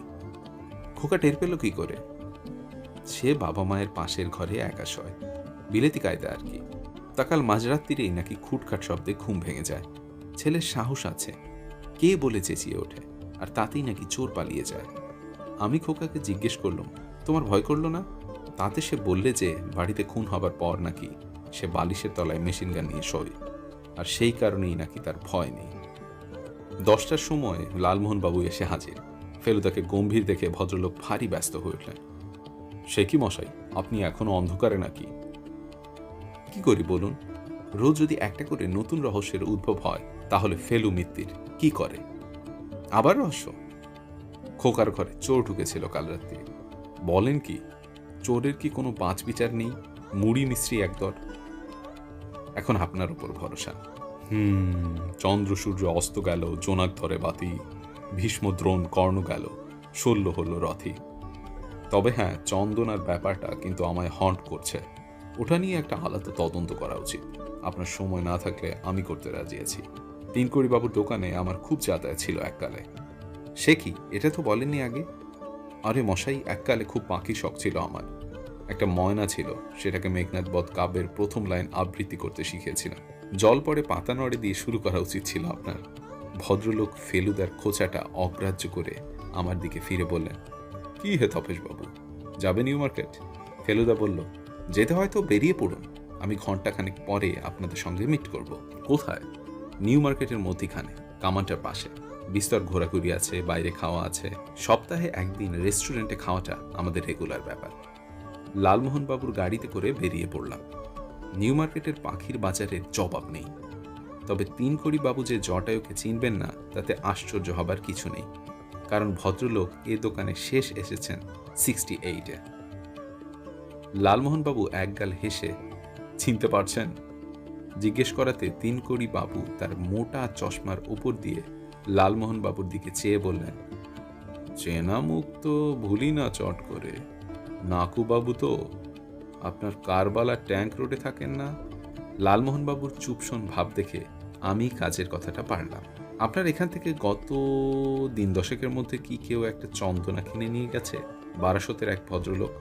1200-তে কিনা জানি না, তবে 2খানা চন্দনা বিক্রি হয়েছে 10 মধ্যে। একটা নীল জয়শক্তি ফিল্ম কোম্পানির নেপেন বাবু, বলল চিন্ময়ী মা না মিনময়ী মা কি একটা বইয়ের শুটিংয়ে লাগবে। ভাড়ায় চাইছিল, আমি বললাম সেদিন আর নেই, নিলে ক্যাশ দিয়ে নিয়ে যান, কাজ হয়ে গেলে আপনাদের হিরোইনকে দিয়ে দেবেন। আর অন্যটা যে বেচলেন সেটা কোত্থেকে এসেছিল আপনার দোকানে, মনে আছে? কেন মশাই, অত ইনফরমেশনে কি দরকার? ভদ্রলোক একটু সন্দিগ্ধ বলে মনে হলো। সেই পাখিটা খাঁচা থেকে চুরি গেছে অত্যন্ত রহস্যজনকভাবে, বললেন লালমোহনবাবু। সেটা ফিরে পাওয়া দরকার। ফিরে পেতে চান তো কাগজে অ্যাডভার্টাইজ দিন। তা না হয় দেব, কিন্তু আপনার দোকানে কোত্থেকে এসেছিল সেটা অত শত বলতে পারবো না। আপনি অ্যাডভার্টাইজ দিন। পাখিটা কথা বলতো কি? তা বলবে না কেন? তবে কি বলতো জিজ্ঞেস করবেন না। 17টা টকিং বার্ড আছে আমার দোকানে। কেউ বলে গুড মর্নিং, কেউ বলে ঠাকুর ভাত দাও, কেউ বলে জয় গরু, কেউ বলে রাধাকেষ্ট। কোনটা কোন পাখি বলে সেটা ফস করে জিজ্ঞেস করলে বলতে পারবো না। আধ ঘন্টা সময় ছিল হাতে। তার মধ্যে লালমোহনবাবু একটা নখ কাটার ক্লিপ, আধো ডজন দেশবন্ধু মিলসের গেঞ্জি আর একটা সিগন্যাল টুথপেস্ট কিনলেন। তারপর চীনে জুতোর দোকানে গিয়ে একটা মোকাসিনের দাম করতে করতে আমাদের অ্যাপয়েন্টমেন্টের সময় এসে গেল। আমরা কামানের কাছে যাবার 3 মিনিটের মধ্যেই ফেলুদা হাজির। এবার কোথায় যাওয়া? মার্কেট থেকে বাইরে বেরিয়ে এসে জিজ্ঞেস করলেন লালমোহনবাবু। পার্সিরা প্রায় 200 বছর ধরে কলকাতায় আছে, সেটা জানতেন? বলেন কি? সেই সিরাজউদ্দৌলার আমল থেকে? সেরকম একটা প্রাচীন পার্সি বাড়িতে এখন যাব আমরা। ঠিকানা হচ্ছে, ফেলুদা পকেট থেকে খাতা বার করল। 133-এর 2 বউবাজার স্ট্রিট 150 বছরের পুরনো বাড়ি কিনা জানি না, তবে এত পুরনো বাড়িতে এর আগে আমি কখনো যাইনি তাতে কোনো সন্দেহ নেই। দুটো দোকানের মাঝখানে একটা খিলেনের মধ্যে দিয়ে প্যাসেজ পেরিয়ে কাঠের সিঁড়ি। সেই সিঁড়ি দিয়ে 3 তলায় গিয়ে ডান দিকে ঘুরে সামনেই দরজার উপর পিতলের ফলকে লেখা আর.ডি. পেস্ট্রনজি। কলিং বেল টিপতেই একজন বেয়ারা এসে দরজা খুলল। ফেলুদা তার হাতে তার নিজের নাম আর পেশা লেখা একটা কার্ড দিয়ে দিল। মিনিট 3 পর বেয়ারা এসে বলল, 5 মিনিটের বেশি সময় দিতে পারবেন না বাবু। তাই সই। আমরা 3 জন বেয়ারার সঙ্গে গিয়ে একটা ঘরে ঢুকলাম। বিশাল অন্ধকার বৈঠকখানা। তারই একপাশে দেয়ালের সামনে সোফায় বসে আছেন ভদ্রলোক। সামনে টেবিলে রাখা বোতলে পানীয় ও গেলাস। গায়ের রং ফ্যাকাশে, নাকটা টিয়া পাখির মতো ব্যাকা, চওড়া কপাল জুড়ে মেস্তা। সোনার চশমার মধ্য দিয়ে ঘোলাটে চোখে আমাদের দিকে চেয়ে কর্কশ গলায় বললেন, but you are not one man, you are a crowd. Feluda ক্ষমা চেয়ে ইংরেজিতে বুঝিয়ে দিল যে 3 জন হলেও সে একাই কথা বলবে, বাকি 2 জনকে ভদ্রলোক অনায়াসে অগ্রাহ্য করতে পারেন। Well, what do you want? আপনি পার্বতী হালদারকে চিনতেন বোধহয়। মাই গড, এগেন! ফেলুদা হাত তুলে ভদ্রলোককে ঠান্ডা করার চেষ্টা করে বলল, আমি পুলিশের লোক নই, সেটা আমার কার্ড দেখেই নিশ্চয়ই বুঝছেন। তবে ঘটনাচক্রে আমি এই খুনের তদন্তে জড়িয়ে পড়েছি। আমি শুধু জানতে চাইছিলাম এই যে নেপোলিয়নের চিঠিটা চুরি হয়েছে সেটা সম্বন্ধে আপনার কি মত? পেস্ট্রনজি কিছুক্ষণ চুপ থেকে বললেন, তুমি দেখেছ চিঠিটা? ফেলুদা বলল, কি করে দেখব? যেদিন ভদ্রলোকের মৃত্যু সেই দিনই তো আমি প্রথম গেলাম তার বাড়িতে। পেস্ট্রনজি বললেন, নেপোলিয়নের বিষয় পড়েছ তো তুমি? তা কিছু পড়েছি। ফেলুদা গত 2 দিনে নেপোলিয়ন সম্বন্ধে আর পুরনো আর্টিস্টিক জিনিস সম্বন্ধে সিধু জ্যাঠার কাছ থেকে বেশ কিছু বই ধার করে এনে পড়েছে, সেটা আমি জানি। সেন্ট হেলেনায় তার শেষ নির্বাসনের কথা জানো তো? তা জানি। কোন সালে সেটা হয়েছে মনে আছে? 1815। ভদ্রলোকের ঠোঁটের কোণে হাসি দেখে বুঝলাম তিনি ইমপ্রেসড হয়েছেন। বললেন, এই চিঠি লেখা হয়েছিল 1814 খ্রিস্টাব্দে। সেন্ট হেলেনায় যে 6 বছর বেঁচে ছিলেন নেপোলিয়ন, সেই সময়টা তাকে চিঠি লিখতে দেওয়া হয়নি। তার মানে এই চিঠিটা তার শেষ চিঠিগুলোর মধ্যে একটা। কাকে লেখা সেটা জানা যায়নি, শুধু মশেরামি, অর্থাৎ আমার প্রিয় বন্ধু। চিঠির ভাব ও ভাষা অপূর্ব। সব হারিয়েছেন তিনি, কিন্তু এই অবস্থাতেও তিনি এক বিন্দু আদর্শচ্যুত হননি। এ চিঠি লাখে এক। জুরিক শহরে এক সর্বশান্ত মাতালের কাছ থেকে জলের দরে এ চিঠি কিনেছিলেন পার্বতী হালদার, আর সে জিনিস আমার হাতে চলে আসতো মাত্র 20,000 টাকায়। কিরকম? আমরা সকলেই অবাক। মাত্র 20,000 টাকায় এ চিঠি আপনাকে বিক্রি করতে রাজি ছিলেন মিস্টার হালদার? পেস্ট্রনজি মাথা নাড়লেন। No no, he didn't want to sell it. হালদারের গো ছিল সাংঘাতিক। ওর এদিকটা আমি খুব শ্রদ্ধা করতাম। তাহলে? পেস্ট্রনজি গেলাসটা তুলে মুখে খানিকটা পানীয় ঢেলে বললেন, তোমাদের কিছু অফার করতে পারি? চা, বিয়ার? না না, আমরা এখনই উঠব। ব্যাপারটা আর কিছুই না, বললেন পেস্ট্রনজি। এটা পুলিশকে বলিনি। ওদের জেরায় ঠেলায় আমার ব্লাড প্রেশার চড়িয়ে দিয়েছিল সাংঘাতিকভাবে। You look like a gentleman, তাই তোমাকে বলছি। কাল সকালে একটা বেনামি টেলিফোন আসে। লোকটা সরাসরি আমায় জিজ্ঞেস করে আমি 20,000 টাকায় নেপোলিয়নের চিঠিটা কিনতে রাজি আছি কিনা। আমি তাকে গতকাল রাত্রে আসতে বলি। সে বলে সে নিজে আসবে না, লোক পাঠিয়ে দেবে, আমি যেন তার হাতে টাকাটা দিই। সে এও বলে যে আমি যদি পুলিশে খবর দিই তাহলে আমার দশা হবে পার্বতী হালদারের মতো। এসেছিল সে লোক, আমরা তিনজনেই যাকে বলে উৎকৃত উৎকণ্ঠ। পেস্টনজি মাথা নাড়লে, নোবডি কেম। আমরা তখনই উঠে পড়তাম, কিন্তু ফেলুদার হঠাৎ পেস্টনজির পিছনের তাকের ওপর রাখা একটা জিনিসের দিকে দৃষ্টি গেছে। ওটা মিং যুগের পোর্সিলেন বলে মনে হচ্ছে। ভদ্রলোকের দৃষ্টি উদ্ভাসিত। বাহ, তুমি তো এসব জানো টানো দেখছি, এক্সকুইজিট জিনিস। একবার যদি নিশ্চয়ই হাতে নিয়ে না দেখলে বুঝতে পারবে না। ভদ্রলোক উঠে গিয়ে জিনিসটার দিকে হাত বাড়িয়ে আউচ বলে যন্ত্রণায় কুঁচকে গেলেন। কি হলো?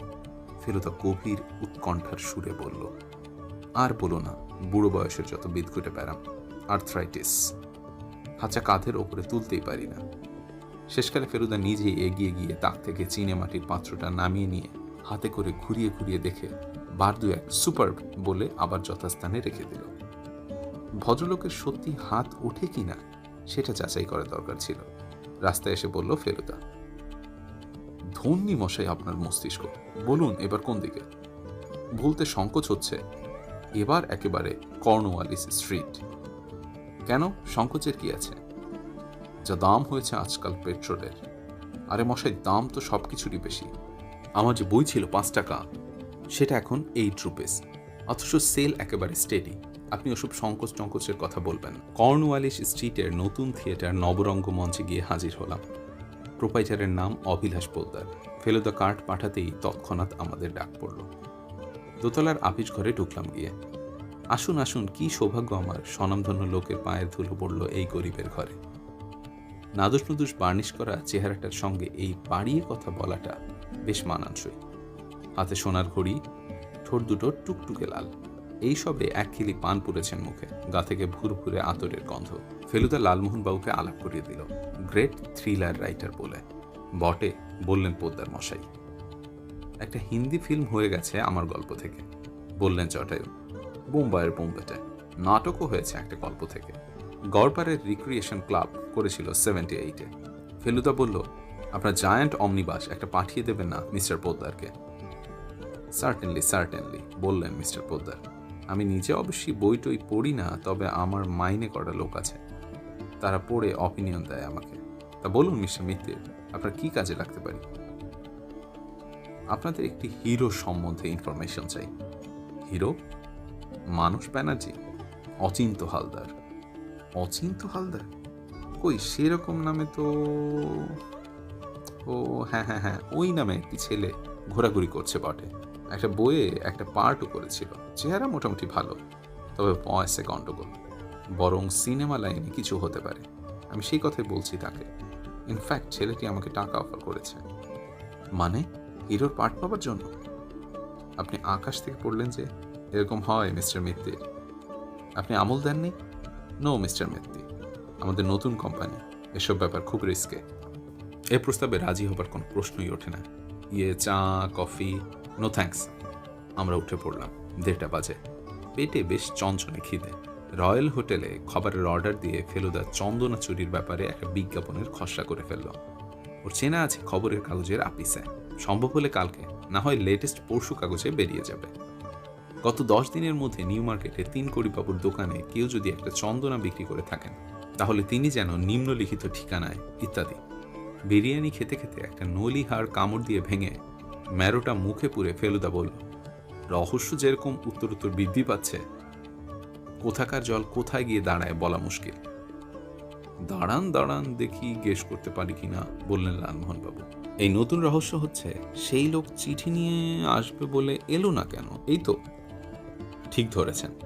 আমার মতে এর মানে একটাই, সে লোক চিঠিটা পাবে বলে আশা করেছিল, কিন্তু শেষ পর্যন্ত পায়নি। আমি বললাম, তার মানে যে চুরি করেছে সে নয়, অন্য লোক, তাই তো মনে হচ্ছে। ওরে পাস, বললেন লালমোহন বাবু, তার মানে তো একজন ক্রিমিনাল বাড়ল। আচ্ছা ফেলুদা, এ প্রশ্নটা কদিন থেকে আমার মাথায় ঘুরছে। পেপার ওয়েট দিয়ে মাথায় মারলে লোক মরবেই, এমন কোনো গ্যারান্টি আছে কি?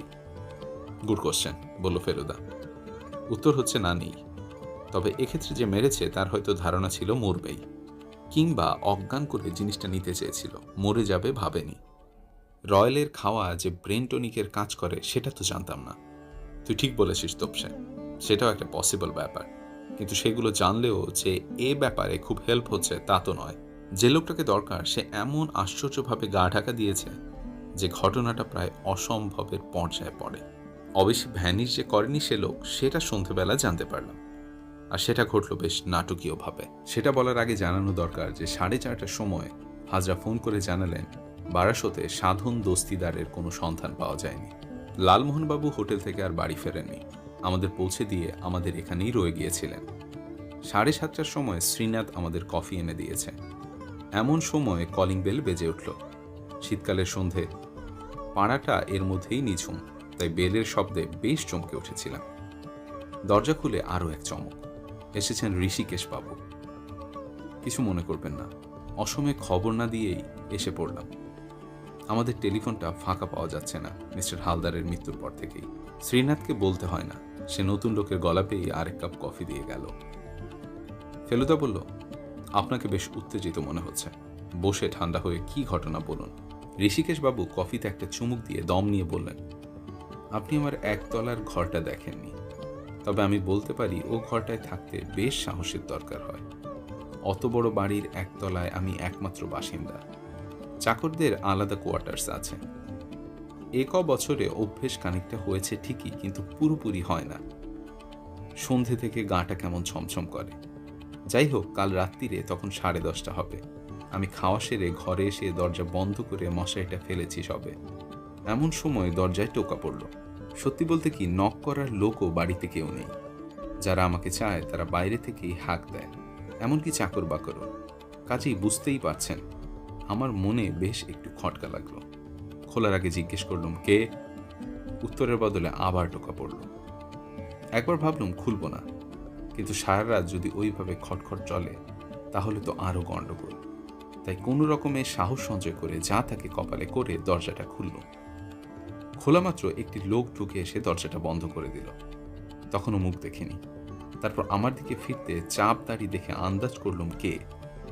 ভদ্রলোক আমাকে কোনো কথা বলতে না দিয়ে সোজা গড়গড় করে তার কথা বলে গেলেন, এবং যতক্ষণ বললেন ততক্ষণ তার ডান হাতে একটি ছোরা সোজা আমার দিকে পয়েন্ট করা।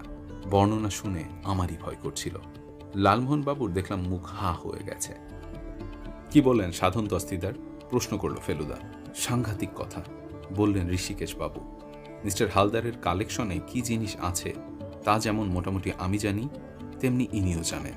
জানালেন বাহাদুর শাহর যে পান্না বসানো সোনার জর্দার কৌটাটা মিস্টার হালদারের সংগ্রহে রয়েছে, সেটার একজন ভালো খদ্দের পাওয়া গেছে, সেটা তার চাই। আমি যেন আজ রাত্রিরে 11টার সময় মধু মুরলীর দিঘির ধারে ভাঙার নীলকুঠির পাশে শেওড়া গাছটার নিচে ওয়েট করি, ও এসে নিয়ে যাবে। এই যে কাজটা আপনাকে করতে বলেছে, তার জন্য আপনার পারিশ্রমিক কি? কচু পোড়া, এ তো হুমকির ব্যাপার। বললে যদি পুলিশে খবর দিই তাহলে নির্ঘাত মৃত্যু। রাত্রিরে দারোয়ান গেটে থাকে না? থাকে বই কি, কিন্তু আমার ধারণা হয়েছে লোকটা পাঁচিল টপকে আসে। আপনার ঘর চিনল কি করে? সাধু দস্তিদারও তো ওই ঘরেই থাকতো, চিনবে না কেন? ভদ্রলোকের ডাক নাম সাধু ছিল বুঝি? মিস্টার হালদারকে তো সে নামই বলতে শুনেছি। আপনি তাকে কি বললেন? জিজ্ঞেস করলো ফেলুদা।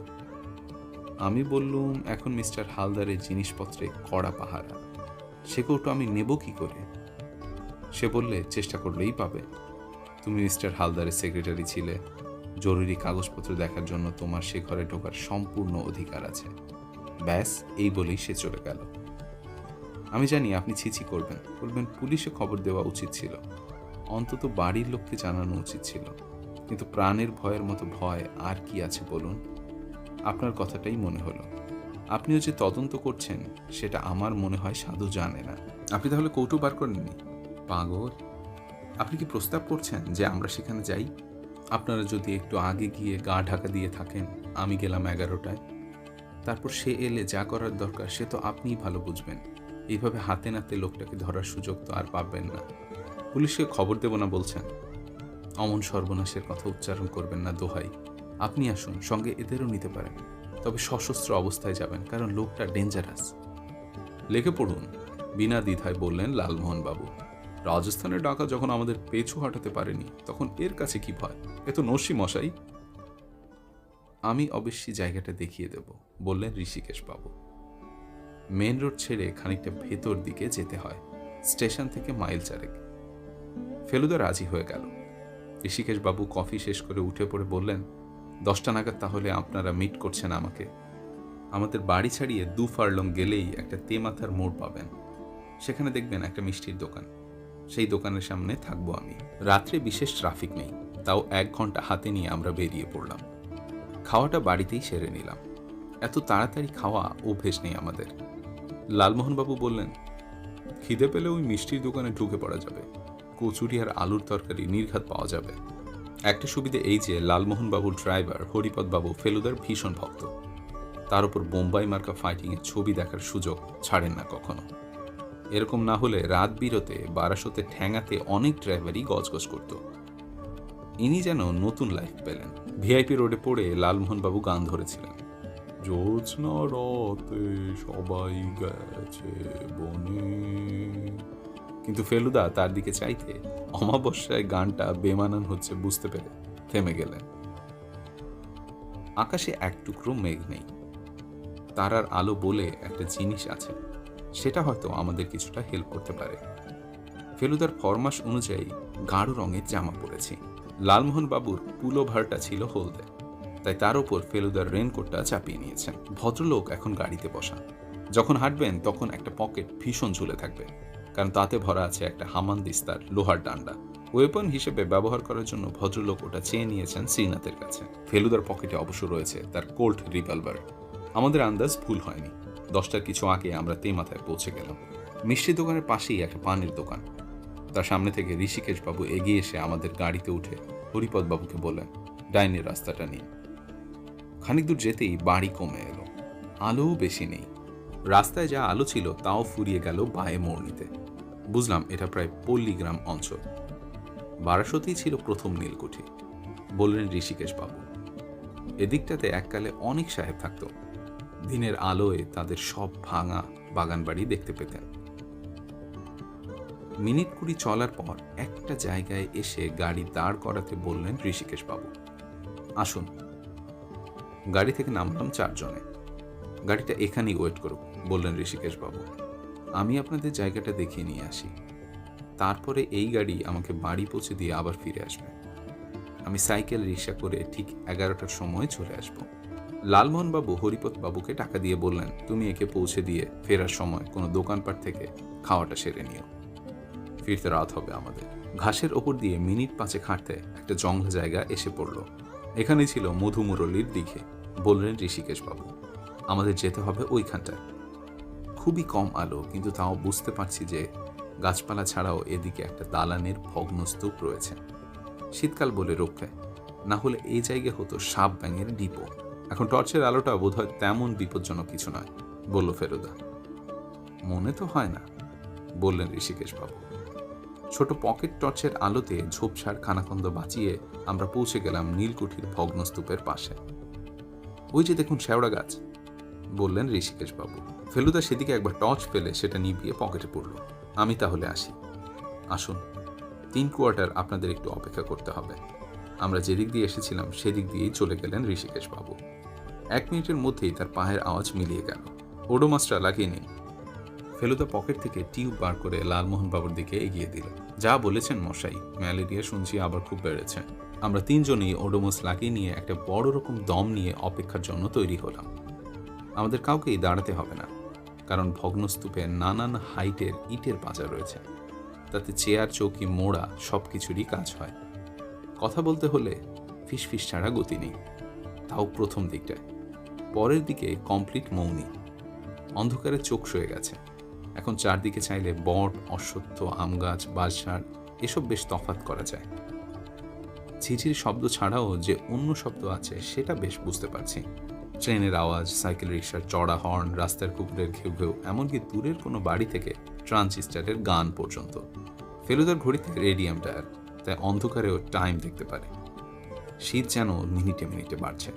শহরের চেয়ে নির্ঘাত 5-7 ডিগ্রি কম। লালমোহনবাবু তার টুপি আনেননি, রুমাল সাদা, তাই সেটা বাদলেও চলে না। নিরুপায় হয়ে দু হাতের তেলো দিয়ে টাক ঢেকেছেন। একবার মুখ দিয়ে একটা অস্ফুট শব্দ করাতে ফেলুদা বলল, কিছু বললেন? তাতে ভদ্রলোক ফিসফিস করে জবাব দিলেন, শেওড়া গাছেই বোধহয় পেতনি না শাকচুন্নি কি যেন থাকে। শেওড়া গাছের নামই শুনেছে, ফিসফিসিয়ে বলল ফেলুদা। চোখে এই প্রথম দেখলাম। আকাশে তারাগুলো সরছে। একটু আগে একটা তারাকে দেখেছিলাম নারকোল গাছের মাথার উপরে, এখন দেখছি গাছটায় ঢাকা পড়ে গেছে। কোনো চেনা কনস্টেলেশন আছে কিনা দেখার জন্য মাথাটা উপর দিকে তুলেছি, এমন সময় একটা শব্দ কানে এলো, পায়ের শব্দ। 11টা বাজেনি এখনো। ফেলুদা 2 মিনিট আগে ঘড়ি দেখে ফিসফিস করে বলেছে 1:45। আমি পাথরের মতো স্থির। যেদিক দিয়ে এসেছি সেদিক দিয়ে আসছে শব্দটা। ঘাসের ওপর মাঝে মাঝে ইট পাটকেল রয়েছে, তার জন্যই শব্দ। তাও কান না পাতলে আর অন্য শব্দ না কমলে শোনা যায় না। এখন ঝিঝির ডাক ছাড়া আর কোনো শব্দ নেই। এবার লোকটাকে দেখা গেল। সে এগিয়ে এসেছে শেওড়া গাছটাকে লক্ষ্য করে। এবারে তার হাঁটার গতি কমালো। আমরা মাটিতে ঘাপটি মেরে বসা। সামনে একটা ভাঙা পাঁচিল আমাদের শরীরের নিচের অংশটা ঢেকে রেখেছে। আমরা তার উপর দিয়ে দেখছি। ঋষিকেশ বাবু। লোকটা চাপা গলায় ডাক দিয়েছে, হাঁটা থামিয়ে। তার দৃষ্টি যে শেওড়া গাছটার দিকে সেটা মাথাটা দেখে আন্দাজ করতে পারছি, যদিও মানুষ চেনার কোনো প্রশ্ন ওঠে না। ঋষিকেশ বাবু। ফেলুদা ওঠার জন্য তৈরি। তার শরীর টান সেটা বেশ বুঝতে পারছি। লোকটা ধীরে ধীরে এগিয়ে আসতে শুরু করলো। লালমোহন বাবুর ডান কনুইটা উঁচিয়ে উঠেছে। উনি পকেট হাতড়াচ্ছেন হামানদিস্তাটার জন্য। লোকটা এখন 10 হাতের মধ্যে। ঋষিকেশ। ফেলুদা বাঘের মতো লাফিয়ে উঠতে একটা রক্ত জল করা ব্যাপার ঘটে গেল। আমাদের পিছন থেকে দুটো লোক এসে তার উপর হুমড়ি খেয়ে পড়েছে। ফেলুদার সঙ্গে থেকেই বোধহয় আমার নার্ভ শক্ত হয়ে গেছে। চট করে বিপদে মাথা গুলোয় না। আমি তৎক্ষণাৎ লাফিয়ে উঠে ঝাঁপিয়ে পড়লাম সামনের দিকে। ফেলুদার ঘুষি খেয়ে একটা লোক আমারই দিকে ছিটকে এসেছিল। আমি তাকে লক্ষ্য করে আরেকটা ঘুষি চালাতে সে হুমড়ি খেয়ে পড়ল ঘাসের ওপর। কিন্তু একই আরও লোক এসে পড়েছে পিছন থেকে। তার মধ্যে একটা আমায় চাপটে ধরেছে, আর দুটো গিয়ে আক্রমণ করেছে ফেলুদাকে। ধস্তাধস্তির শব্দ পাচ্ছি, কিন্তু আমি নিজে বন্দী, যদিও তারই মধ্যে জুতো পরার ডান পাটা দিয়ে ক্রমাগত পিছন দিকে লাথি চালাচ্ছি। লালমোহনবাবু কি করছেন এই চিন্তাটা মাথায় আসতেই থুতনিতে একটা 82 শিক্ষা ঘা খেলাম, আর সঙ্গে সঙ্গে চারদিকের অন্ধকার যেন আরো 10 গুণ গাঢ় হয়ে গেল। তারপর আর কিছু জানি না। কিরে, ঠিক হায়? ফেলুদার চেহারাটাই প্রথম দেখতে পেলাম জ্ঞান হয়ে। ঘাবড়াসনি, আমিও নক আউট হয়ে গেছিলাম 10 মিনিটের জন্য। এবারে দেখলাম ঘরের অন্য লোকেদের। অমিতাভবাবু, তার পাশে একজন মহিলা, নিশ্চয়ই তার স্ত্রী। লালমোহনবাবু, ঋষিকেশবাবু আর দরজার মুখে দাঁড়িয়ে অচিন্ত্যবাবু। এ ঘরটা আগে দেখিনি। বাড়ির 32টা ঘরের কোনো একটা হবে। আমি বিছানায় উঠে বসলাম। একটা কনকনে ব্যথা থুতনির কাছটায়, তাছাড়া আর কোনো কষ্ট নেই। ফেলুদা ঘুষিটা খেয়েছিল ডান চোখের নিচে, সেটা কালশিটে দেখেই বোঝা যাচ্ছে। ব্ল্যাক আই ব্যাপারটা অনেক বিদেশি ছবিতে দেখেছি, স্বচক্ষে এই প্রথম দেখলাম। একমাত্র জটাই অক্ষত, বলল ফেলুদা। সে কি আশ্চর্য ব্যাপার তো, কি করে হলো? মক্ষম উইপন ওই হামানদিস্তা, বললেন লালমোহনবাবু। হাতে নিয়ে মাথার ওপর তুলে হেলিকপ্টারের মতো বাই বাই করে ঘুরিয়ে গেলাম। আমার ধারে কাছেও এগোয়নি একটি গুন্ডাও। ওরা গুন্ডা ছিল বুঝি? হায়ার্ড গুন্ডাস, বললেন লালমোহনবাবু। বললাম লোকটা ডেঞ্জারাস, বললেন ঋষিকেশবাবু। তবে ও যে এতটা করবে তা ভাবিনি। আমি তো গিয়ে অবাক। একজন শোয়া, একজন বসা, একজন হুমড়ি খেয়ে পড়ে মাটিতে, আর আসল যে লোক সে হাওয়া। ফেলুদা আর লালমোহনবাবু নাকি আমাকে ধরাধরি করে গাড়িতে এনে তোলেন। অমিতাভবাবু নিজে বেশ রাত অবধি পড়েন, তাই উনি জেগেছিলেন। যে ঘরটায় আমরা রয়েছি সেটা একতলার একটা গেস্ট রুম, বেশ বড় ঘর, পাশেই বাথরুম। পূবে জানালা দিয়ে নাকি বাগান দেখা যায়। অমিতাভবাবুই জোর করলেন আজ রাতটা এখানে থাকার জন্য। অসুবিধা এই যে বাড়তি কাপড় নেই, যা পরে আছি তা পরেই শুতে হবে। ঋষিকেশবাবুর ভয়ের জন্যই এই গোলমালটা হলো, বললেন অমিতাভবাবু। পুলিশকে বলা থাকলে সাধু সমেত গুন্ডারা এতক্ষণে হাজতে। ঋষিকেশবাবু অবশ্যই অ্যাপোলোজাইজ করলেন, কিন্তু ভদ্রলোককেই বা দোষ দেওয়া যায় কি করে? ওরকম শাসানির পর যে কোনো মানুষেরই ভয় হতে পারে। অমিতাভবাবুর স্ত্রী সব ব্যবস্থা করে দিয়েছেন।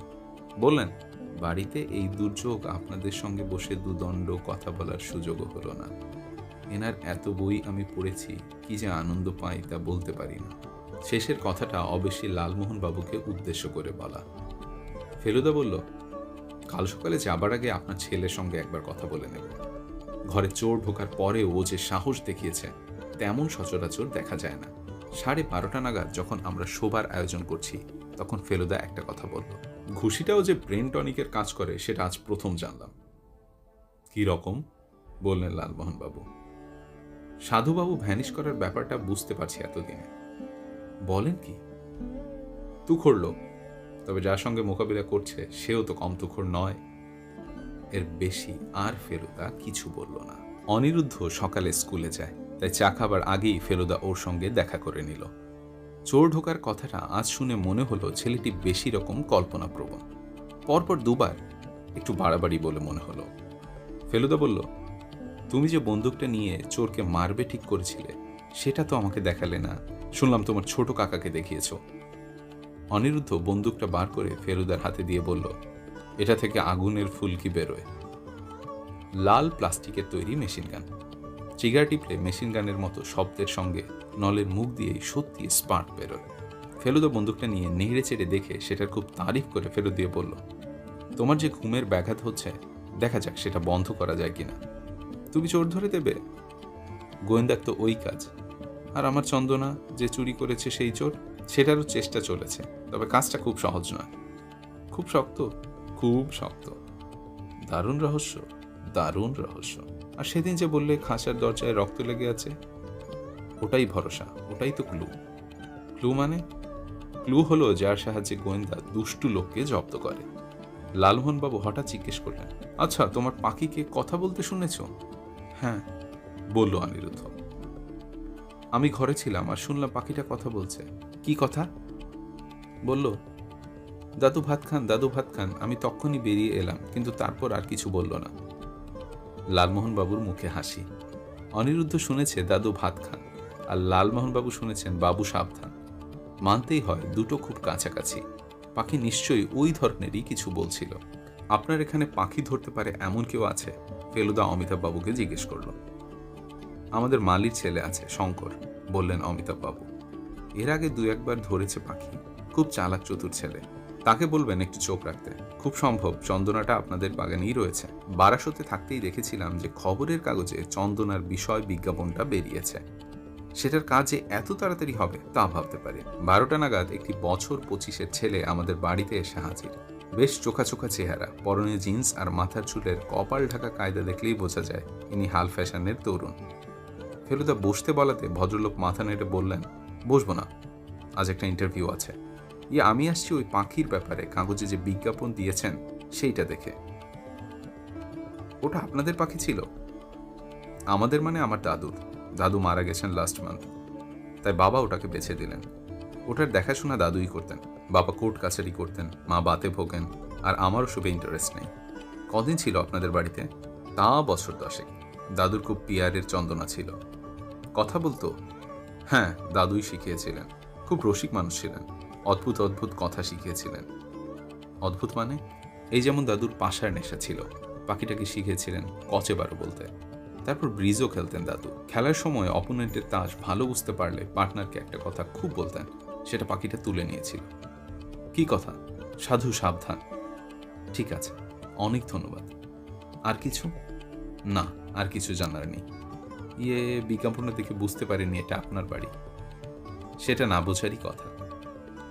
আপনাকে মিট করে খুব হলাম। ঝাড়া 5 ঘন্টা তার ঘরের দরজা বন্ধ করে বসে থেকে বিকেলে চা খেতে বেরিয়ে এসে ফেলুদা হাজরাকে একটা টেলিফোন করল। কাল সকালে কি করছেন? কেন বলুন তো? হালদার বাড়িতে আসতে পারবেন 9টা নাগাদ? মনে হচ্ছে রহস্যের কিনারা হয়েছে, তৈরি হয়ে আসবেন। লালমোহন বাবুকে টেলিফোনে বলে দেওয়া হলো আমরা ট্যাক্সি করে চলে যাব তার বাড়ি 8:30টায়। সেখান থেকে তার গাড়িতে বারাসত। রহস্য আরো বৃদ্ধি পেল নাকি? না, সম্পূর্ণ উদ্ঘাটিত। সবশেষে অমিতাভ বাবুকে ফোন করা হলো। আপনাদের বাড়িতে কাল সকালে একটা ছোটখাটো মিটিং করব ভাবছি। মিটিং? আপনাদের পুরুষ মেম্বার যে কজন আছে তারা যেন থাকেন, আর হাজরাকে থাকতে বলেছে। কটায় করতে চাইছেন? 9টায় হাজিরা। আপনার কাজের হয়তো একটু দেরি হতে পারে, কিন্তু ব্যাপারটা জরুরি। অমিতাভ বাবু রাজি হয়ে গেলেন। পুরুষ মেম্বার মানে কি অনুকেও চাইছেন? না, সে না থাকাটাই বাঞ্ছনীয়। এটা শুধু প্রাপ্তবয়স্কদের জন্য। আমরা যখন পৌঁছলাম তার আগেই হাজরত দল হাজির। ফেলুদা এরকম ধরনের মিটিং এর আগেও করেছে। প্রত্যেকবারই আমার মনের মধ্যে একটা চনমনে ভাব, কারণ জানি না কি হতে চলেছে, কার ভাগ্যে হাত করা আছে, কিভাবে ফেলুদা রহস্যের সমাধান করেছে। লালমোহনবাবু আমাকে বললেন, আমি চিন্তাটাকে স্রেফ অন্য পথে ঘুরিয়ে নিয়েছি। এ ব্যাপারে ব্রেন কাটিয়ে কোনো লাভ নেই, কারণ আমার ঘিলুতে অনেক ভেজাল। তোমার দাদাটা পিওর। নিজের তৈরি রহস্যের সমাধান এক জিনিস, আর অ্যাকচুয়াল লাইফের সমাধান আরেক জিনিস। নিচের বৈঠকখানা ঘরে জমায়েত হয়েছি। ঋষিকেশবাবুর দিল্লি যাবার সময় হয়ে এসেছে। বললেন, এ বাড়ি ছেড়ে যেতে পারলে বাঁচি মশাই, কাজ থাকলে তবু একটা কথা, এখন প্রাণ হাঁপিয়ে উঠেছে। অচিন্ত্যবাবুর সঙ্গে ভালো করে আলাপ হয়নি। তিনি আপত্তি করেছিলেন এই মিটিংয়ে উপস্থিত থাকার ব্যাপারে। তার নাকি একটা বড় পার্ট নিয়ে খুব পরিশ্রম করতে হচ্ছে। কালই নাকি নাটকটার প্রথম শো। ভদ্রলোক ফেলুদাকে বললেন, আপনার এ ব্যাপারটা কতক্ষণ চলবে? ফেলুদা বলল, খুব বেশি তো আধা ঘন্টা। ভদ্রলোক তাও গজগজ করতে লাগলেন। কফি খাবার পর ফেলুদা উঠে দাঁড়ালো। কাল শীতে ঢাকার জন্য ও আজ কালো চশমা পরেছে। এটা ওর একেবারে নতুন চেহারা। হাত দুটোকে প্যান্টের পকেটে পুরে সে আরম্ভ করলো তার কথা। পার্বতীচরণের খুনের ব্যাপারে আমাদের যেটা সবচেয়ে অবাক করেছিল সেটা হলো সাধন দস্তিদারের অন্তর্ধান। 10টা থেকে 10:30টার মধ্যে খুনটা হয়। কফি খাবার পর ফেলুদা উঠে দাঁড়ালো। কালশিটে ঢাকার জন্য ও আজ কালো চশমা পরেছে। এটা ওর একেবারে নতুন চেহারা। হাত দুটোকে প্যান্টের পকেটে পুরে সে আরম্ভ করলো তার কথা। পার্বতীচরণের খুনের ব্যাপারে আমাদের যেটা সবচেয়ে অবাক করেছিল সেটা হলো সাধন দস্তিদারের অন্তর্ধান। 10টা থেকে 10:30টার মধ্যে খুনটা হয়। সাধন দস্তিদার পার্বতীবাবুর ঘরে ছিলেন 10:15 থেকে 10:30 পর্যন্ত। 10:30টায় তাকে আমরা ঘর থেকে বেরিয়ে সিঁড়ির দিকে যেতে দেখেছি। 10:35-এ অনিরুদ্ধর সঙ্গে কথা বলে পার্বতীবাবুর ঘরে গিয়ে আমরা তাকে মৃত অবস্থায় দেখি। তৎক্ষণাৎ সাধন দস্তিদারকে খোঁজা হয়, কিন্তু পাওয়া যায় না। দারোয়ান বলে তাকে গেট থেকে বেরোতে দেখেনি। বাগানে খোঁজা হয়, সেখানেও পাওয়া যায়নি। কম্পাউন্ডের যে পাঁচিল সেটা 8 ফুট উঁচু, সেটা টপকানো সহজ নয়, বিশেষ করে হাতে একটা ব্রিফকেস থাকলে। আমরা এখানে অচিন্ত্যবাবু ফেলুদাকে বাধা দিলেন। সাধনবাবুর আগে যিনি এসেছিলেন তাকে কি আপনি বাদ দিচ্ছেন? আপনার বাবাকে যেভাবে আঘাত করা হয়েছিল সেটা শক্ত সামর্থ্য লোকের পক্ষেই সম্ভব। পেস্টনজির আর্থ্রাইটিস আছে, তিনি ডান হাত কাঁধের ওপরে তুলতে পারেন না। অবশ্যই পেস্টনজি ছাড়াও একজন তৃতীয় ব্যক্তি ছিলেন যিনি পেস্টনজি ও সাধনবাবুর ফাঁকে পার্বতীবাবুর ঘরে গিয়ে থাকতে পারেন। তিনি কে? আপনি। অচিন্ত্যবাবু সোফা ছেড়ে উঠে পড়েছেন। আপনার কি ধারণা আমি শুধু বলেছি আপনার সুযোগ ছিল। আপনি খুন করেছেন সে কথা তো বলিনি।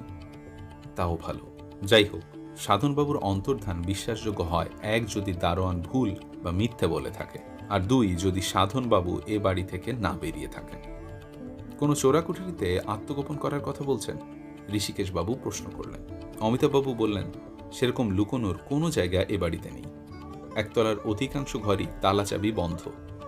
এক বৈঠকখানা খোলা, রান্নাঘর ভাড়ার ঘর খোলা, ঋষিকেশবাবুর ঘর খোলা। এবং সে ঘরে তাকে আমি আশ্রয় দিইনি সেটা আমি বলতে পারি, বললেন ঋষিকেশবাবু। শুধু তাই নয়, সাধনবাবু যখন আসেন তখন আমি ছিলাম না। আমরা পোস্ট অফিসে খোঁজ নিয়েছি, বলল ফেলুদা। আপনি টেলিগ্রাম পাঠিয়েছিলেন পোস্ট অফিস খোলার সঙ্গে সঙ্গে, তখন 10টা।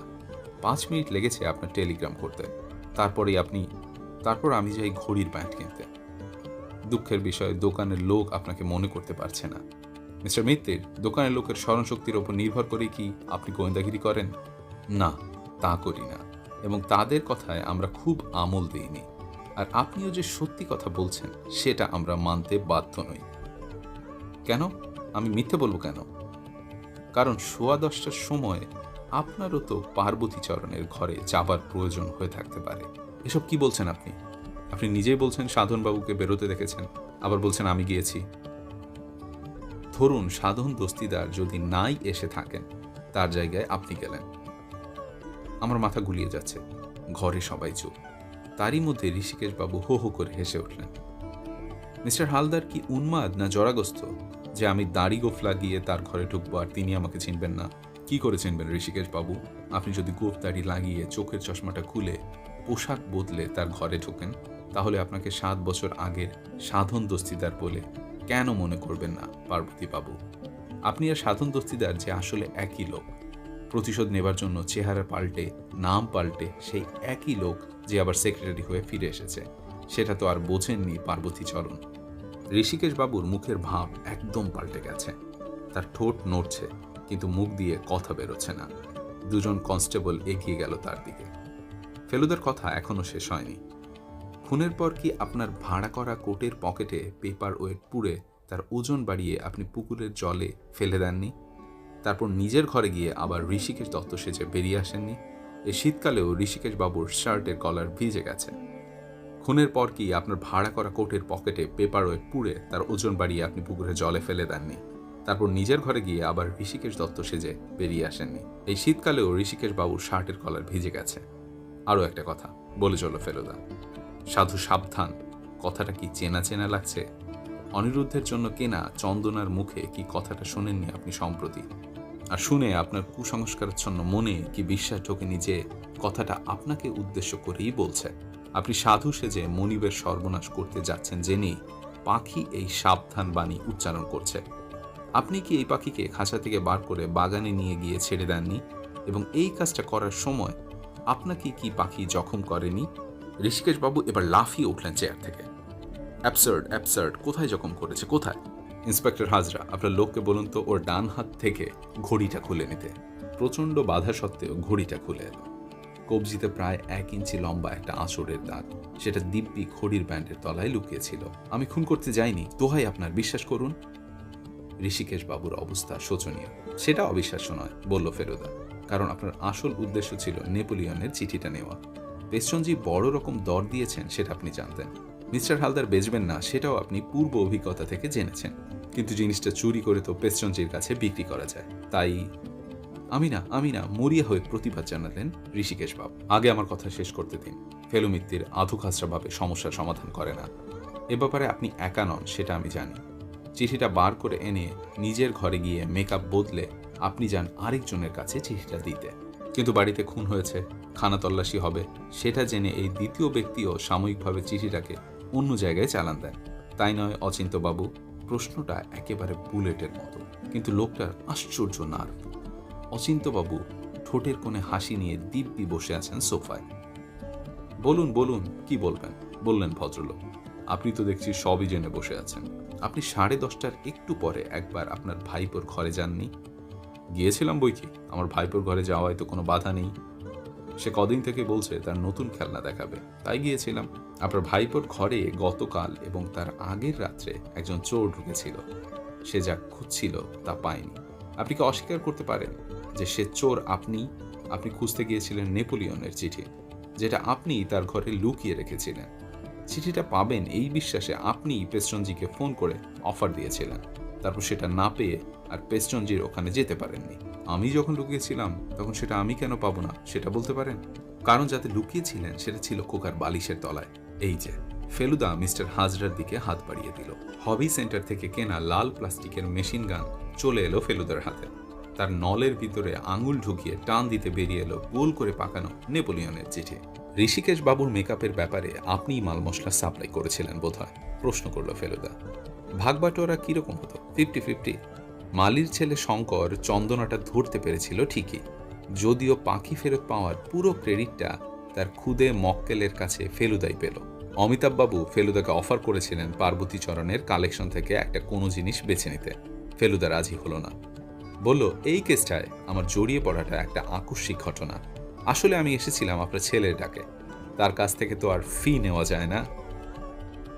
ঘটনার 2 দিন পরে শনিবার সকালে লালমোহনবাবু এসে বললেন, জলের তল পাওয়া যায়, মনের তল পাওয়া দায়। আপনার অতল স্পর্শী চিন্তা শক্তির জন্য আপনাকে একটি অনারারি টাইটেলে ভূষিত করা গেল, ABCD. ABCD, Asia's best crime detector.